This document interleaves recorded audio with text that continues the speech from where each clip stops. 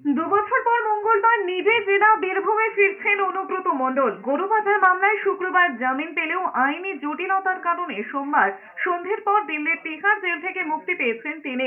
মুক্তির পরে তিহার জেলের 3 নম্বর গেট দিয়ে টি-শার্ট প্যান্ট পরা অনুব্রত মণ্ডল যখন বেরিয়ে এসেছেন, তখন তার হাত ধরে বেরিয়ে আসতে সাহায্য করেছেন মেয়ে সুকন্যা মণ্ডল, যিনি কদিন আগে এই একই মামলায় তিহারেই জেলবন্দি ছিলেন এবং জামিনে মুক্তি পেয়েছেন। দিল্লির খবর, রাতে 2:30টার সময় দিল্লি বিমানবন্দর থেকে রওনা হয়ে মঙ্গলবার সকালের মধ্যে দমদম বিমানবন্দরে এসে নামবেন বীরভূমের তৃণমূল কংগ্রেস জেলা সভাপতি অনুব্রত মণ্ডল। 2022-এর অগস্ট মাসে গ্রেফতারের পর 2023-এ মার্চে তাকে নিয়ে যাওয়া হয়েছিল দিল্লির তিহার জেলে।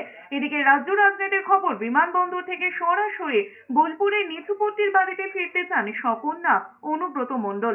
সেখানেই তাকে স্বাগত জানানোর জন্য সব রকম উদ্যোগ নেওয়া হয়েছে।